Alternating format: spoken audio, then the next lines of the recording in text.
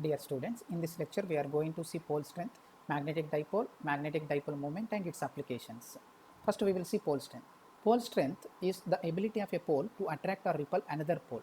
So this bar magnet is having north pole and south pole. So this is south pole and this is north pole. Okay.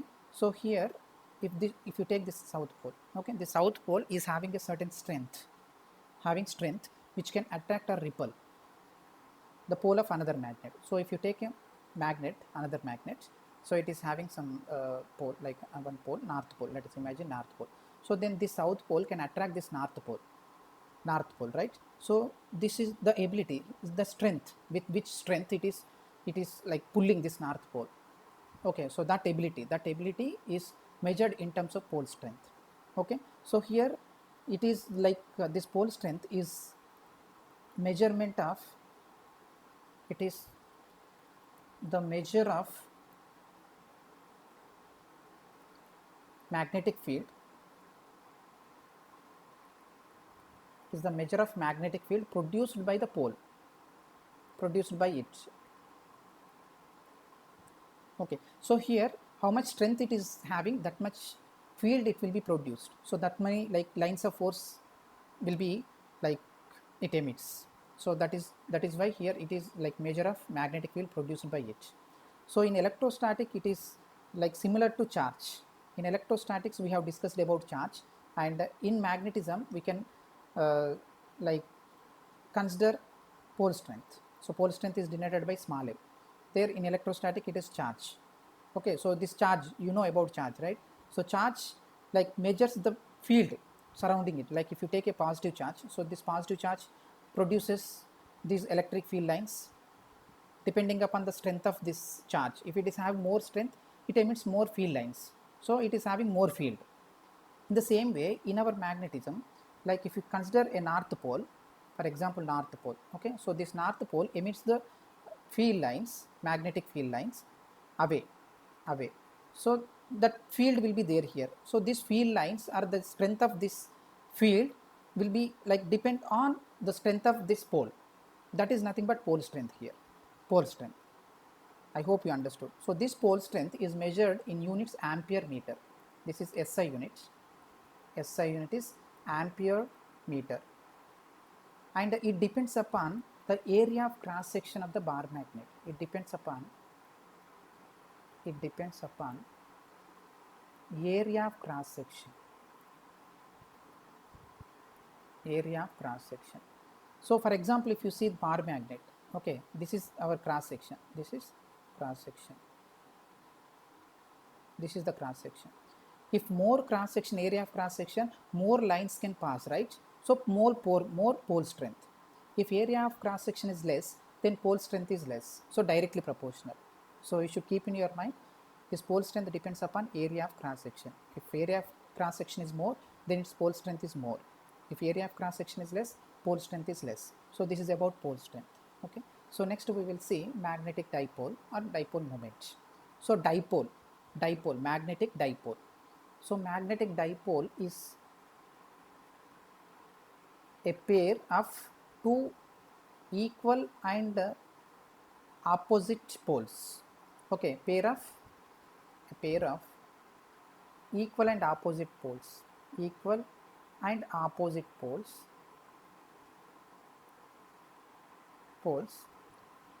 separated by a small distance. So such combination is called magnetic dipole. Small distance is called magnetic dipole.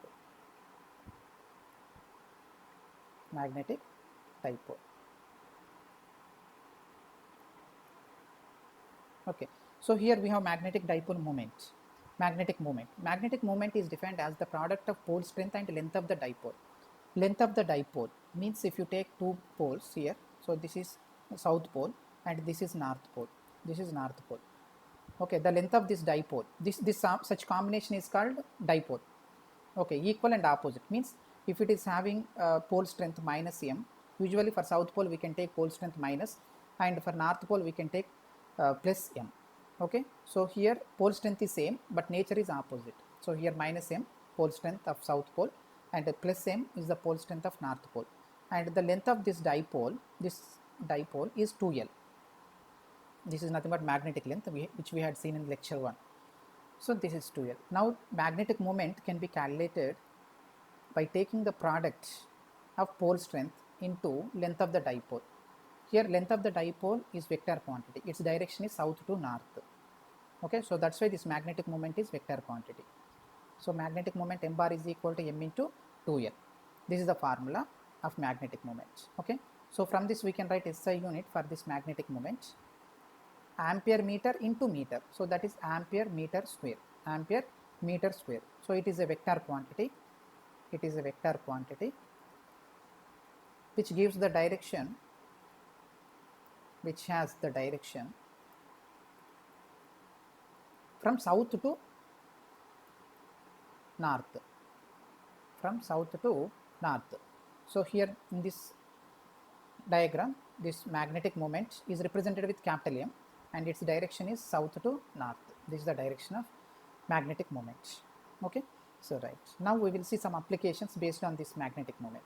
So here to calculate magnetic moment you need to remember only one thing, a direction and magnetic like pole strength and magnetic length. These three you should keep in your mind. What is the direction of magnetic moment? Direction, one thing, and second thing magnetic length, and third one is pole strength, pole strength. So here by like analyzing these three we can calculate magnetic moment, magnitude of magnetic moment and its direction. So we will see some applications. So in this one here, this concept is like cutting of magnet, cutting of magnet. Okay, if we cut a magnet along the, here we are going to cut this magnet in different ways.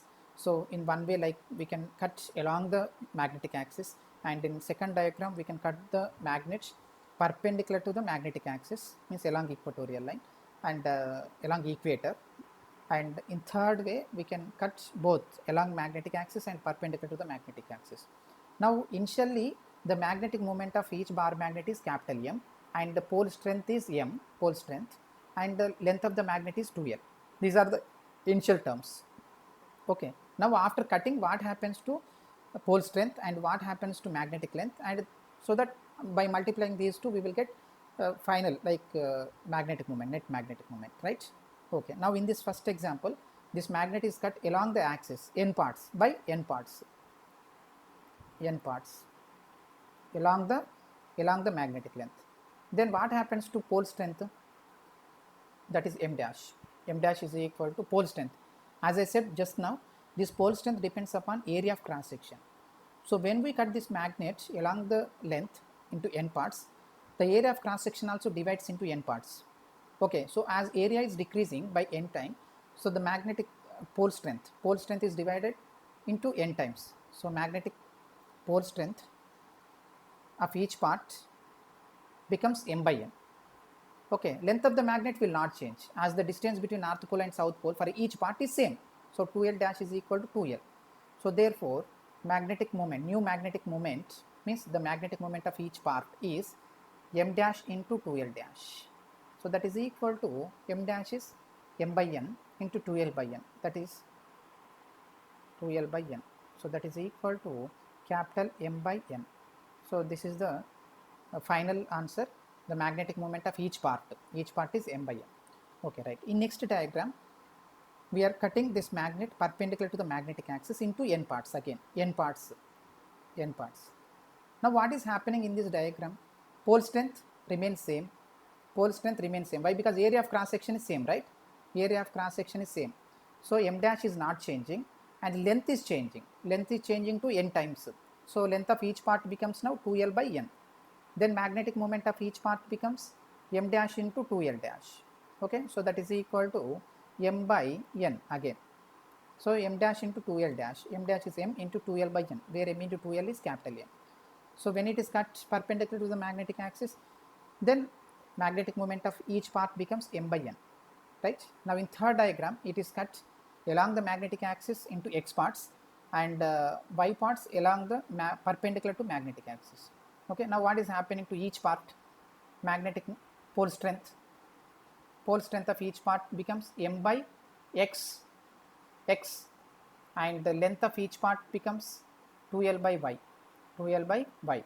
Therefore, magnetic moment of each part becomes m dash into 2l dash. So that is equal to m into 2l divided by xy.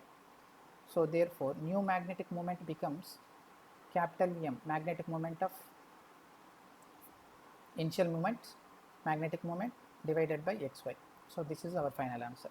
So like this we can calculate magnetic moment of each part after it is cutting into n parts. Okay, right.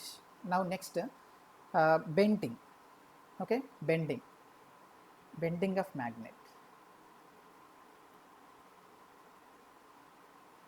Okay, so here a bar magnet, initially a bar magnet is like this, a bar magnet.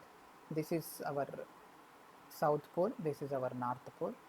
Okay, its magnetic moment is m. This is initial magnetic moment. Now it is bent. In here two diagrams are there. So left hand side diagram, this bar magnet is bent in the form of U.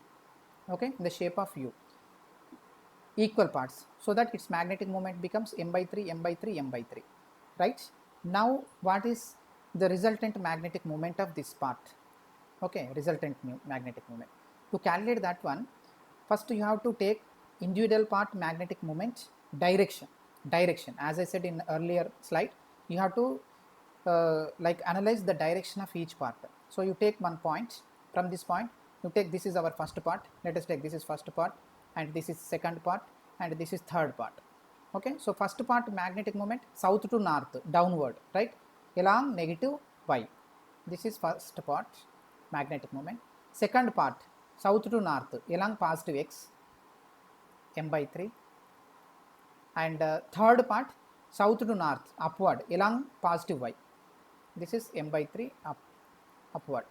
So here this magnetic moment m by 3 acting upward, and here m by 3 acting downward. These two are in same in magnitude and opposite in direction, so that they get cancelled. Then resultant magnetic moment we will get only m by 3, which is along x-axis, Okay, so in vector form we can write it as m dash is equal to m by 3 I cap. So this is the net magnetic moment after it bent in the form of U. Okay, right. Now in next right side diagram, this magnet is bent in the form of L. Okay, exactly equal parts. So m by 2, m by 2. So that time what you have to take, you have to use the formula resultant magnetic moment, square root of m1 square. You should keep in your mind this two formula, m1 square plus m2 square plus 2m1 m2 cos theta, 2m1 m2 cos theta, where theta is angle between the magnetic moments of the parts, right. Now here m1 m2 both are same, m1 is equal to m by 2 and m2 also m by 2, and theta 90 degrees. The angle between these two parts is 90. Okay, 90 degrees. Therefore the resultant magnetic moment becomes square root of m by 2 whole square plus m by 2 whole square. Therefore root 2 into m by 2, root 2 m by 2.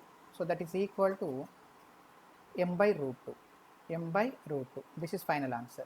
Okay, right. Next diagram. So here this magnet is bent in the form of arc, which is making an angle theta with its center. Then what is the resultant magnetic moment? Initial length 2l as usual.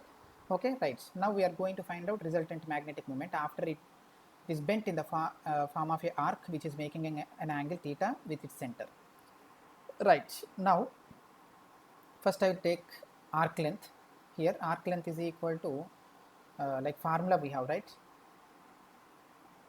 arc length is equal to theta is equal to arc length by radius, right. Theta is equal to arc length 2l by radius. Let us take this radius r. So from this equation r is equal to 2l by theta, 2l by theta. Let us take this is equation 1.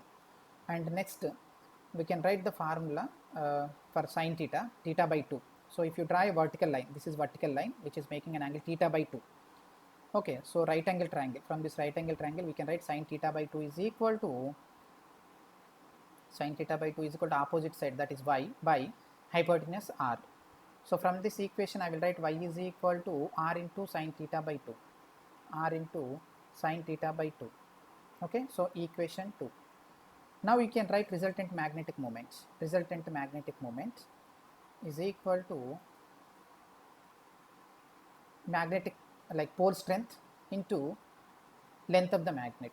Magnetic length becomes, after it bent in the form of a arc, the magnetic length becomes now y, the distance between south pole and north pole. You know, magnetic length is equal to the distance between south pole and north pole. That is y plus y, that is 2y. 2y. Okay, so right now m as it is I am writing into 2. Instead of y I am writing r sine theta by 2, sine theta by 2. But r is equal to, from equation 1, 2l by theta. So m into 2 into, where r is 2l by theta, 2l by theta into sine theta, sine theta by 2. Okay, right. Now instead of m into 2l I will write magnetic moment, initial magnetic moment. M into 2l is equal to capital M. Okay, capital M. So 2m sine theta by 2 by theta. This is the formula for resultant magnetic moment. Resultant magnetic moment. Now in problem they give, instead of theta it is bent in the form of a arc such that it is making an angle 60 degrees with its center, like that. So that time you have to substitute here, instead of theta 60. But in denominator this theta should be taken in radians. Theta should be taken in radian. Okay, so this value should be in radian. Okay, thank you.